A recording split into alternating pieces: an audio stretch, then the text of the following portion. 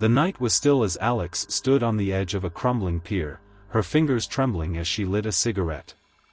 The city lights flickered in the distance, their glow reflected on the murky waters below. She exhaled, letting the smoke swirl into the night, her mind racing with memories she couldn't seem to shake. It had been a year since Liam's death, her younger brother, her best friend. He had drowned at this very spot, and Alex had spent every night since consumed by a relentless ache. Grief, guilt, regret, they all swirled in her like a storm she couldn't escape. "Alex," a voice called out, snapping her out of her trance. She turned to see Zoe, her best friend since childhood, jogging toward her. Zoe's curly hair was tied back, and her expression was a mix of concern and exasperation. "You shouldn't be out here alone," Zoe said, her voice soft but firm. Alex shrugged, taking another drag. "I can handle myself." Zoe sighed, sitting down beside her. "You need to stop punishing yourself. It wasn't your fault. Wasn't it?" Alex muttered, her voice barely above a whisper. Before Zoe could respond, a group of figures emerged from the shadows.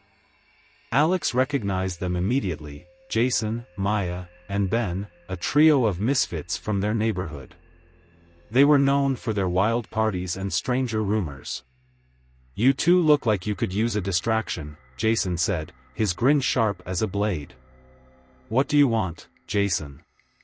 Zoe asked warily. Jason held up a black ceramic hand, its surface etched with strange, intricate symbols. "Ever wanted to talk to the dead?" Alex's heart skipped a beat.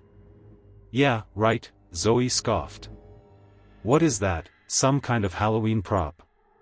"It's real," Maya interjected, her voice hushed but serious. "We've done it. It works." Ben nodded, his face pale.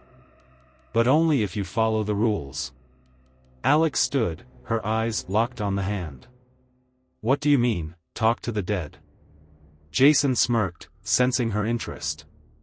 "You hold the hand, light a candle, and say, 'I let you in.' The spirit will come through, but you only get 90 seconds. Any longer, and, well, bad things happen." Zoe rolled her eyes. "This is ridiculous." But Alex wasn't listening. Her mind was already racing. What if she could talk to Liam? What if she could finally say the things she never got to say? "I want to try," Alex said, her voice steady. "Alex, no." Zoe protested, grabbing her arm. "I have to," Alex insisted, pulling away. Jason's grin widened. "Then let's do this." They gathered in an abandoned warehouse, the air thick with anticipation. The group sat in a circle, the black hand placed in the center. Jason lit a single candle, its flame casting eerie shadows on the walls. "Remember," he said, his tone unusually serious. 90 seconds. No more." Alex nodded, her hands trembling as she reached for the ceramic hand. The moment her fingers touched it, a chill shot through her, and she felt a strange, magnetic pull. "Say the words," Maya urged. Alex took a deep breath. "I let you in." The air around her seemed to shift, growing colder. Her vision blurred, and suddenly, a figure appeared before her. It was Liam. "Alex," his voice was faint, like a distant echo. Her heart shattered. "Liam, I'm so sorry. I should have been there. I should have saved you." His expression softened. "It wasn't your fault, Alex. It was an accident." Tears streamed down her face. "I miss you so much." "I miss you too," he said, his voice cracking. "But you need to let me go." The candle flickered violently, and Jason's voice cut through the haze. "Time's up, Alex. Let go." But she couldn't. Her grip tightened, desperation clawing at her. "Just a little longer." "No." Liam's voice turned sharp, his form distorting. "Let me go, Alex." The room erupted in chaos as the shadows deepened, twisting and writhing. The others screamed, but Alex couldn't move. It felt like the hand was glued to her, pulling her deeper into a cold, endless void. Then, with a deafening crack, the ceramic hand shattered, and Alex was thrown backward. When she woke, she was lying on the warehouse floor, Zoe hovering over her. "Alex. Are you okay?" Zoe asked, her voice shaking. Alex sat up, her head pounding. What happened?" Jason, Maya, and Ben were gone, leaving only scorch marks where the hand had been. "You didn't let go," Zoe said, her eyes filled with tears. Something came through." Alex's blood ran cold. "What do you mean?" Zoe hesitated, then pointed behind her. Alex turned slowly, her breath catching in her throat. Liam was standing there, but something was wrong. His eyes were dark, his smile twisted. "Hello, sister," he said, his voice dripping with malice. And in that moment, Alex realized the truth. She hadn't brought Liam back. She had brought something else entirely. The days that followed were a waking nightmare. The entity that wore Liam's face haunted her every step, whispering cruel things, reminding her of her failures. It wasn't until she found Jason again, trembling in the back of a dingy bar, that she learned the truth. "The hand," he said, his voice a hoarse whisper. "It doesn't let you talk to the dead. It lets them in. And once they're in, they don't leave." Desperate for answers, Alex and Zoe delved into the dark history of the hand, uncovering its origins and the only way to banish the entity. But the clock was ticking, and the closer they got to the truth, the stronger the entity became.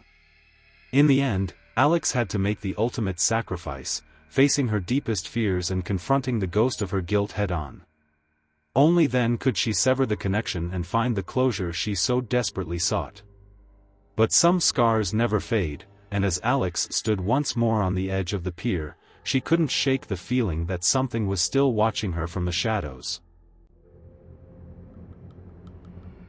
The autumn air was sharp and cold as Emma stepped out of the gym, her breath fogging in front of her. She adjusted her backpack, pulling her jacket tighter around her.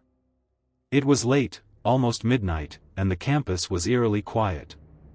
A lone street lamp flickered overhead, casting long, distorted shadows on the pavement. Her phone buzzed. It was her roommate, Clara. "Hey," Emma answered, her voice slightly shaky from the chill. "Are you on your way back?" Clara asked. "Yeah, just finished. I'll be home in 10. Be careful. There's been some weird stuff happening around campus," Clara warned. Emma rolled her eyes. "I'll be fine. See you soon." She hung up, but a strange unease lingered. As she walked, she couldn't shake the feeling that she was being watched. She glanced over her shoulder. Nothing. The empty street stretched behind her, silent except for the rustle of leaves in the wind. But then, out of the corner of her eye, she saw it, a figure standing under a distant street lamp. It was too far to make out any details, but it was unmistakably human. Emma quickened her pace, her heartbeat thudding in her ears. She told herself it was just a coincidence, someone else heading home late. But the figure moved too. Slowly, deliberately. By the time Emma reached her dorm, she was nearly sprinting. She slammed the door shut, locking it behind her, her chest heaving. Clara looked up from the couch, concerned. "Hey, you okay?" "There was someone following me," Emma said, her voice trembling. "Are you sure?" Clara asked, standing up. Emma nodded. They were walking so slowly, but they didn't stop. Not once. Clara frowned but didn't press further. "Just stay in tonight, okay? We'll figure this out in the morning." The following day, Emma tried to convince herself she'd imagined it. But when she left her building to go to class, the figure was there again. It stood across the street, perfectly still, staring at her. She couldn't see its face. Panic surged through her as she rushed to the bus stop. She kept looking over her shoulder, but the figure didn't follow this time. Not yet. That night, Clara threw a small party in their dorm room. Emma was hesitant at first, but she needed the distraction. Music blared, and the room was packed with people laughing and talking. For a moment, she felt normal again. But as the night wore on, Emma noticed something strange. A girl she didn't recognize had joined the party. She was quiet, standing in the corner, her eyes fixed on Emma. "Do you know her?" Emma whispered to Clara. Clara shook her head. "I thought she came with you." Emma's stomach dropped. The girl's gaze never wavered, her expression blank. Slowly, she began to walk toward Emma, weaving through the crowd. Emma backed away, her pulse racing. "Do you see her?" she asked Clara. Clara looked confused. "Who?" The girl was inches away now, her face pale, her eyes hollow. Emma screamed, grabbing Clara's arm and pulling her out of the room. They ran down the hallway, Emma dragging Clara behind her. She didn't stop until they were outside, the cold air biting at her skin. "Emma, what the hell is going on?" Clara demanded. She was there. The girl. She was coming for me. There was no one there, Clara said, her voice shaking. Emma buried her face in her hands. "I'm not crazy. I know what I saw." Clara hesitated, then put a hand on her shoulder. "Let's go back inside. We'll figure this out, okay?" The following days were a blur of fear and paranoia. The figure was everywhere, standing in the distance, sitting in her lecture hall, waiting outside her dorm. No one else seemed to see it, but it was always there, always coming closer. Emma tried everything to escape. She left campus, stayed with friends, even drove out of town. But no matter where she went, the figure followed. She began to unravel, her nights sleepless, her days consumed by dread. And then, one night, she decided to confront it. Emma stood in the middle of the quad, the campus eerily quiet around her. The figure appeared, stepping out of the shadows. "What do you want from me?" Emma shouted, her voice echoing. The figure didn't respond. It just kept walking, its movements slow and deliberate. "I'm not afraid of you." Emma screamed, though her voice wavered. The figure stopped, tilting its head as if considering her words. And then, for the first time, it spoke. "You should be." Emma woke up in her dorm room, drenched in sweat. She didn't remember getting there. Clara was sitting beside her, her face pale. "You were sleepwalking," Clara said. "I found you in the quad." Emma's hands trembled as she gripped the blanket. "It's not going to stop." Clara's eyes filled with tears. "What are you talking about?" "It'll never stop," Emma whispered.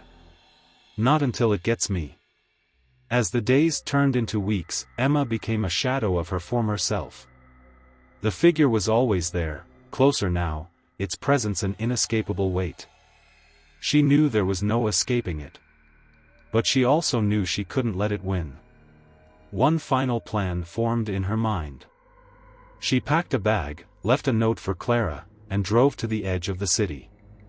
Under the cover of darkness, Emma stepped into the woods, the figure following close behind. For hours, she walked, leading it deeper and deeper into the wilderness.